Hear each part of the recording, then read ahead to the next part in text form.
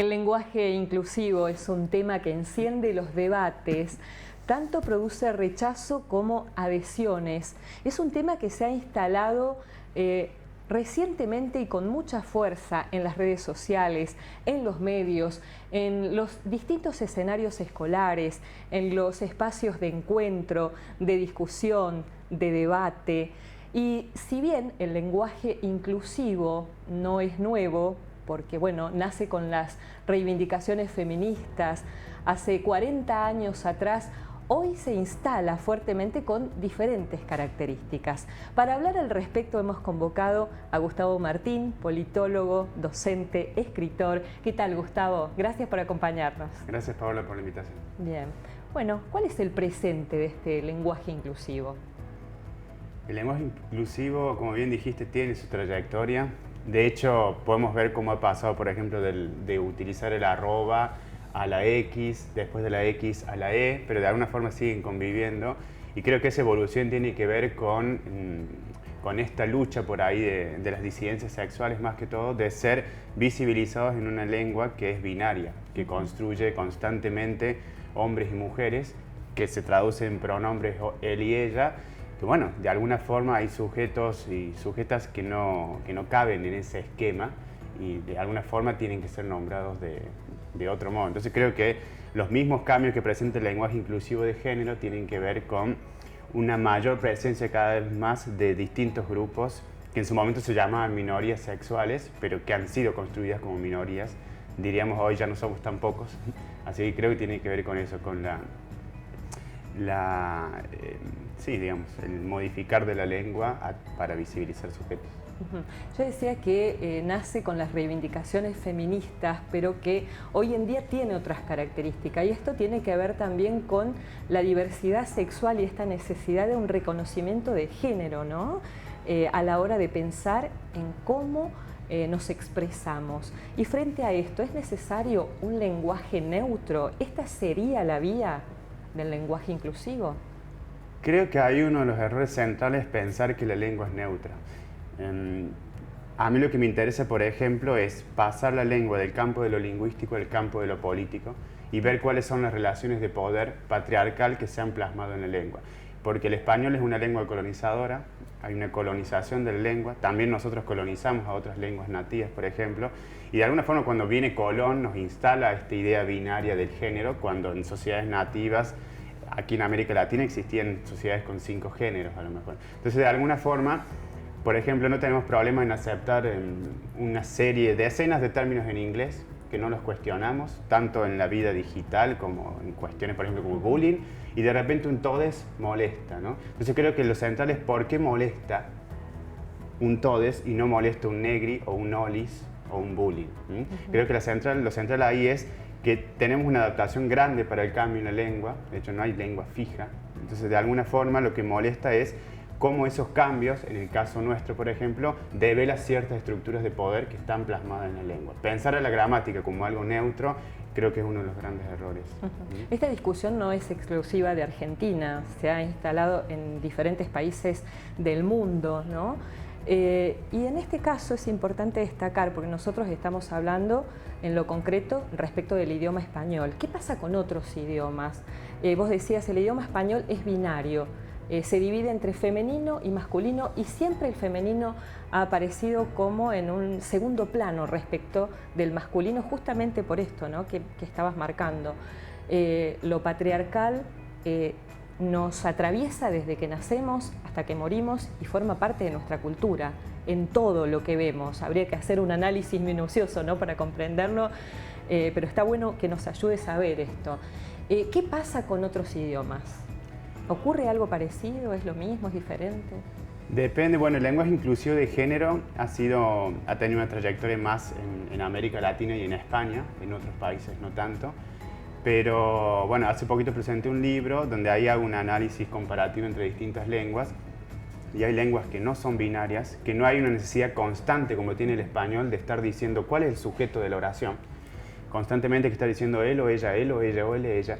Y de alguna forma en otros idiomas no. Por ejemplo, en el japonés, bueno, hay otros idiomas, por ejemplo, más que todo, y me interesó la cuestión de las sociedades nativas, no existe este binarismo, ¿no? Porque si hay una diversidad sexual, una diversidad de géneros, no los puedo reducir a dos pronombres, ¿no? Entonces creo que lo central del lenguaje inclusivo ahí no es tanto, por ejemplo, los verbos o los objetos, sino más que todo los sujetos.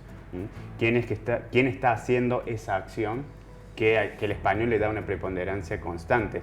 Ya sea en la concordancia entre adjetivo y sustantivo, de alguna forma siempre hay que estar marcando o y a, pero lo interesante ahí es que la O y la A no tienen una esencia masculina y femenina. En sánscrito, por ejemplo, que es una lengua antigua de la India, la A es masculina.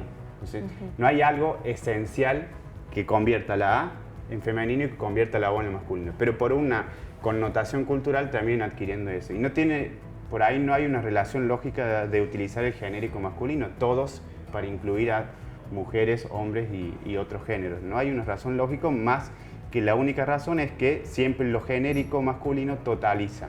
Hay una autora feminista que se llama Monique Wittig, que ella nos dice que existe un solo género, que es el femenino, porque lo masculino se presenta siempre como universal y todo deriva a partir de ahí, o eso se construye como un otro de lo masculino. Hablando del español, ¿no? Hablando del español.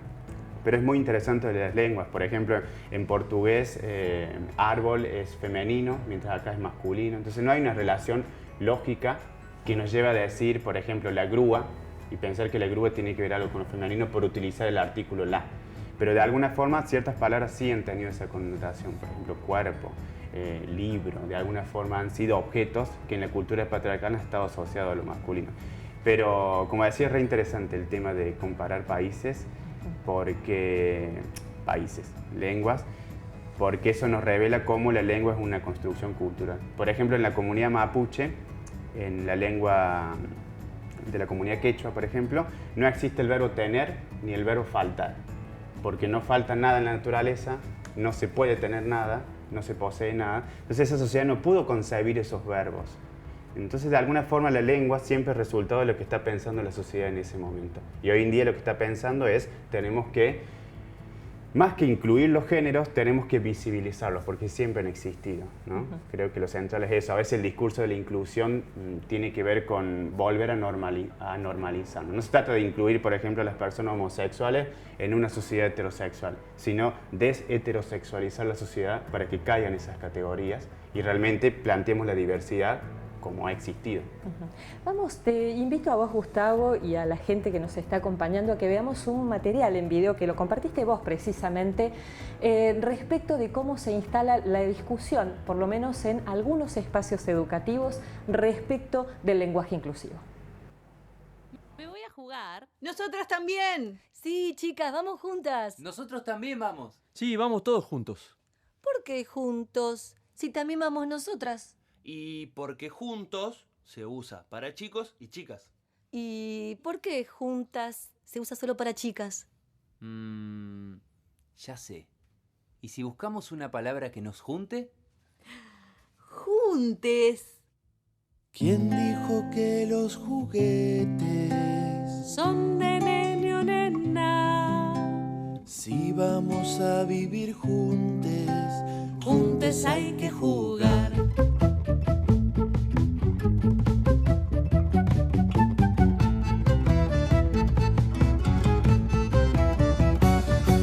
Me gustan tanto los barcos, lo que más quiero es viajar.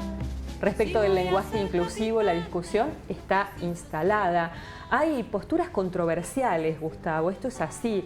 Y la Real Academia Española, que es, digamos, el referente máximo respecto de los cambios que se dan en nuestra lengua, en nuestro idioma, no está ajena a esto. ¿Cuál es el posicionamiento actual?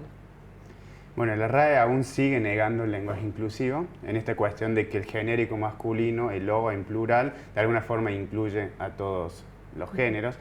Y ahí hay que hacer una distinción precisa, porque no es lo mismo el lenguaje inclusivo de género que el lenguaje no sexista.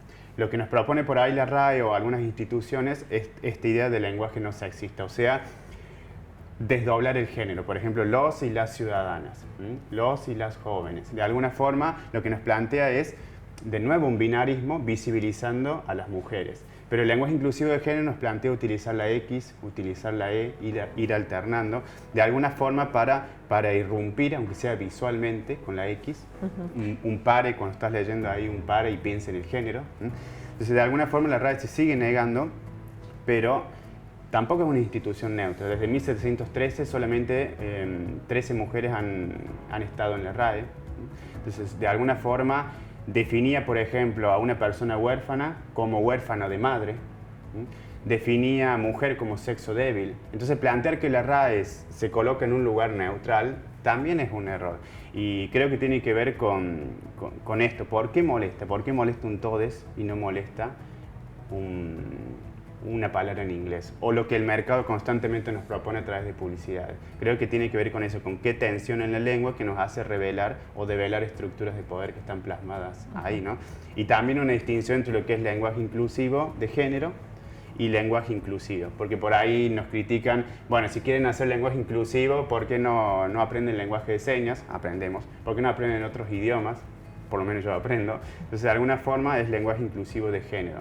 El lenguaje inclusivo en general tiene que ver más que todo con el formato que se presenta en la comunicación, ¿no? Por ejemplo, un formato braille o un formato de traducción es otra cosa. Las dos son necesarias, pero son distintos. Entonces creo que lo central es eso, y también tener en cuenta que a veces utilizar lenguaje inclusivo invisibiliza algún tipo de opresión, porque uno puede decir les colonizadores, y en realidad ahí hay que asumir que los colonizadores han sido hombres y tienen que hacerse cargo. Entonces creo que en esos casos, por ejemplo, utilizar la O, hay que utilizarla para decir, no, ahora resulta que con el lenguaje inclusivo todos pasamos a tener la culpa. No. Claro. Los colonizadores. Creo Las que eso es responsabilidades central. tienen que estar destinadas a quienes, bueno, realmente son los depositarios de las mismas, ¿no? ¿Has traído tu publicación reciente con lenguaje inclusivo? A ver, contanos de qué se trata. Es un librito que presenté hace poco en la Feria del Libro, que fue en el Andino, el 12 de octubre por ahí, bueno, la semana esa, y se titula Dramática de la lengua española, haciendo una parodia gramática, pero con la D de dramática, del drama que genera a veces la utilización. En realidad, así como uno no le pide a los jóvenes y a las jóvenes que cambien su lenguaje, porque es un lenguaje, no es otra lengua, tampoco nos pueden pedir a nosotros que utilicemos un lenguaje con el cual no nos sentimos cómodos, cómodas o cómodes. Y bueno, ahí plantea la X, la E, y se subtitula, No Manual de Lenguaje Inclusivo de Género. Esto porque de alguna forma el libro está pensado para sistematizar los cambios que estamos vivenciando en estas últimas décadas, pero no es una idea de un manual de decir, bueno, usted tiene que hacer esto, sino que son más bien recomendaciones. Esto, por ejemplo, cuándo utilizar la O, cuándo utilizar la E, cuándo ir alternando, porque la X siempre tenía el problema de que era difícil de pronunciar. Son sugerencias semánticas, gramaticales a la hora de emplear estos tres elementos, ¿no? Que deberían incorporarse a través de la Real Academia Española, a través de la RAE o de alguna otra entidad que trabajara con la lengua nuestra, que emergiera a partir de toda esta movida social. Yo por ahí digo que la RAE es como el Fondo Monetario Internacional, ¿no? Uno pide préstamos y después quedamos endeudados, préstamos del inglés, términos del inglés y después quedamos endeudados. Pero, por ejemplo, la Facultad de Comunicación en la Universidad de Córdoba aprobó el uso del lenguaje inclusivo. Hay estudios que dicen que cuando lo propone la RAE, los cambios se dan más rápido. Pero los cambios van a seguir viniendo, se institucionalicen o no, digamos. La cuestión del femicidio, por ejemplo, ha sido una lucha, igual como lo del aborto, que viene desde 1900 y va a continuar, esté o no, llegue o no al derecho a plasmarse en el derecho. Entonces creo que a veces cuando se institucionaliza se promueve un cambio más formal, pero el cambio de alguna forma va a seguir continuando. Entonces creo que es central el papel que tienen ahí las y los usuarios de la lengua que utilizamos nosotros. ¿Hay una manera efectiva de que se instale el lenguaje inclusivo? ¿Está ocurriendo esto, por ejemplo, a través de las redes o de estas agrupaciones, como es el caso del colectivo feminista, que está empleándola cada vez más?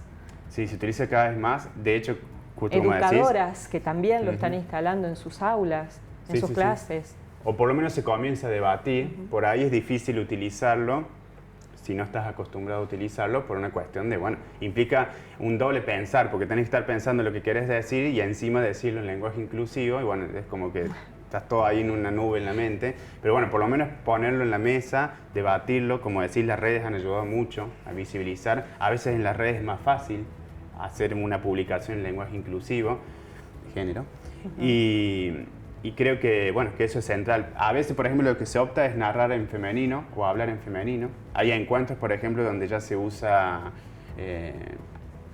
utilizar la A, por ejemplo. Bueno, hola chicas, aunque haya varones. Claro. Creo que ahí lo central es porque cuando decimos hola chicas y hay un varón, el varón se siente ofendido. Pero cuando decimos hola chicos y hay una mujer, la mujer tiene que bancársela Porque se 100 ha años, ¿no? naturalizado, obviamente. Se ha naturalizado e incluso, bueno, muchos sujetos tampoco han tensionado esto de decir, es verdad, pasa como algo común. Pero no tiene relación lógica, semántica, utilizar el lo como un genérico. Más que una cuestión de esto, de que lo masculino siempre totaliza todo. Y así como totaliza la sociedad, totaliza la lengua, que es reflejo de esa sociedad. Las generaciones más jóvenes probablemente lo van a incorporar con mucha más rapidez, sobre todo aquellas que están de manera permanente en contacto con las diferentes redes, ¿no? La gente quizás de más de 30 o de generaciones que tienen muchos más años encima y que han incorporado una manera de moverse en el mundo que tiene que ver con este modelo patriarcal, probablemente le va a costar más. Y hay mucha resistencia. Hay quienes dicen que esta es una movida que no tiene asidero, o que es infértil, o que está en realidad poniendo una cortina de humo en temas que verdaderamente son importantes. Y sin embargo, agradecidas por supuesto por la argumentación que le da una valoración a la lengua, porque es algo vivo, ¿no? Es algo vivo y justo dijiste algo interesante, que el lenguaje tiene que estar acompañado también de prácticas. Porque de repente podemos tener un presidente como Piñera hace poco, hablando de los y las chilenas y después sacando programas que tienen que ver con la violencia de género, acá por ejemplo en Argentina también. Entonces de alguna forma yo me puedo presentar políticamente correcto con lenguaje inclusivo y hablar de hola a todas, todes, pero después digamos en la práctica hago cualquier cosa. Entonces tiene que ir práctica y discursos también juntos, ¿no? Pero de alguna forma todo el tiempo nos está poniendo en tensión esto. Al hablar en lenguaje inclusivo o aceptarlo, porque también es una opción, digamos. Nadie está obligando a nadie a utilizar. Así como uno, bueno, escucha jóvenes hablar de arre o ATR, ¿qué le va a decir? No hable así, si de alguna forma es el lenguaje que están utilizando. Y como bien decís, la juventud de alguna forma le es más fácil, ya le es más natural este cambio. Hay un pensador indio que se llama Pierre Sarkar, que él nos dice, toda lengua de una era a otra se vuelve obsoleta y arcaica. Entonces, porque si incorporamos el verbo, por ejemplo, chatear, ¿no? Es un término en inglés, chat, que lo españolizamos. Y que tiene que no ver con el avance tecnológico. Claro, ¿por qué no hay drama con eso y por qué molesta un todo? Creo que lo central es eso, el por qué molesta, ¿no? Que tiene que ver con esto, que aunque por ahí los hombres se sienten con que están perdiendo privilegios mientras otros van ganando derechos, ¿no? Entonces creo que, bueno, no es una guerra contra los hombres, pero bueno, hay que es necesario más contra los hombres, con esa es minoría que se ha vuelto totalizadora, que es una minoría que es la del hombre blanco, heterosexual, de clase media o alta, cristiano, occidental y blanco, ¿no? Esa minoría, que ha sido una minoría europea, se ha colocado como universal y a partir de ahí todos los hombres tienen que tener ese ideal, alcanzar ese ideal y no se cumple, no hay un ideal de hombre o mujer.